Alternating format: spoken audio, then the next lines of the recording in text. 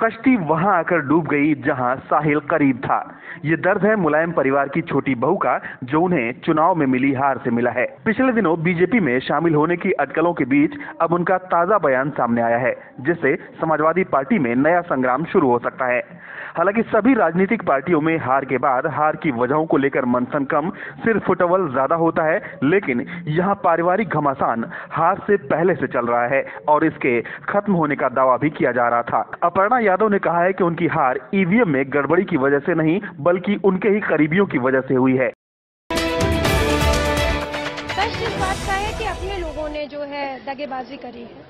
अपने लोगों ने जो अपने बहुत ही हम समझते थे कि आप किसी पे भरोसा था हमें, वो हमारा भरोसा टूटा है। और मुझे लगता है कि हार एक चश्मा भी दे जाती है। अच्छा चश्मा मिल गया, अपने परायों की मुझे पहचान हो गई। जी चुनाव था तो जाहिर सी बात है कि कोई बाहर अपना मतलब पार्टी के ही सब लोग। उनका कहना था कि अगर ईवीएम में खराबी थी तो चुनाव रद्द होने चाहिए। ईवीएम पे अब क्या बोले, कोई इस पे जोरदार तरीके से क्योंकि मुद्दा उठाया नहीं है किसी ने। और मुझे लगता है क्योंकि ये मेरी पर्सनल, मैंने बार बार बोला आपसे, आपने सुना भी होगा कि ये मेरी पर्सनल ओपिनियन है। अगर ईवीएम की दिक्कत हुई है और अगर ये प्रूफ होता है तो इस तरह से चुनाव ये तो खारिज होना चाहिए पहला। अगर नहीं है तो फिर ये बैलेट पेपर पर होना चाहिए।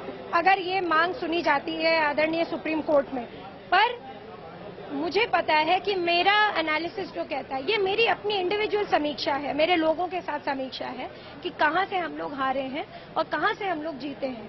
तो ये हमारी पर्सनल वो है, तो इसलिए मैंने ये बात कही।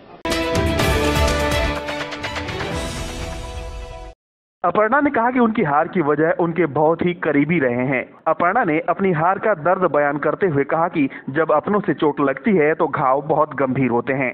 मुझे अपनों से चोट मिली है। हार कभी कभी आपको बहुत कुछ सिखा जाती है। उन्होंने कहा कि इस हार से मुझे भी वो चश्मा मिल गया है जिससे मैं अपने और पराये की पहचान कर सकती हूँ। अपर्णा ने यह भी कहा कि भगवान श्री कृष्ण अर्जुन के सारथी थे, वे संपूर्ण त्रिलोक के स्वामी थे। जब वो अर्जुन के सारथी बनकर साथ दे सकते थे तो कैंट के बड़े नेता भी श्री कृष्ण बनकर मेरा साथ दे सकते थे। यहाँ सारथी शब्द किसके लिए इस्तेमाल किया गया है? अब अपर्णा के बयान के क्या मायने निकलते हैं? अपर्णा का इशारा किस ओर है? क्या वो अखिलेश को अपनी हार की वजह मानती हैं? हालांकि अपर्णा ने सीधे तौर पर अखिलेश का नाम नहीं लिया, लेकिन अगर चुनाव अखिलेश के नेतृत्व में लड़ा जा रहा था तो फिर आखिर अपर्णा दोष किसे देना चाहती हैं? जैसे कि चुनाव के दौरान खबरें थी, मुलायम अपर्णा को टिकट देना चाहते थे, लेकिन अखिलेश की पसंद अपर्णा नहीं थी।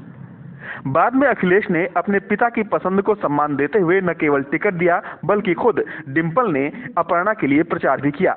लेकिन जैसे कि पहले भी मीडिया में ऐसी खबरें आती रही हैं, अखिलेश यादव नहीं चाहते थे कि पार्टी में सत्ता के दो केंद्र बने, लेकिन अपर्णा पार्टी में अपनी उपस्थिति चाहती थी और इसके लिए उन्होंने कई बार बागी तेवर भी अपनाए। सीएम योगी आदित्यनाथ से मुलाकात, फिर आदित्यनाथ का उनकी गौशाला में आना भी इसी क्रम का हिस्सा रहा। लिहाजा अपर्णा का ताजा बयान नए सियासी समीकरण की ओर इशारा जरूर करता है। Bureau report, red network. Red network की ये प्रस्तुति आपको कैसी लगी, इस बारे में आप नीचे कमेंट बॉक्स में अपनी राय जरूर दें। इस वीडियो को शेयर करें। आपने अभी तक हमारा चैनल सब्सक्राइब नहीं किया है तो सब्सक्राइब जरूर करें। आपका भरोसा ही हमारी ताकत है।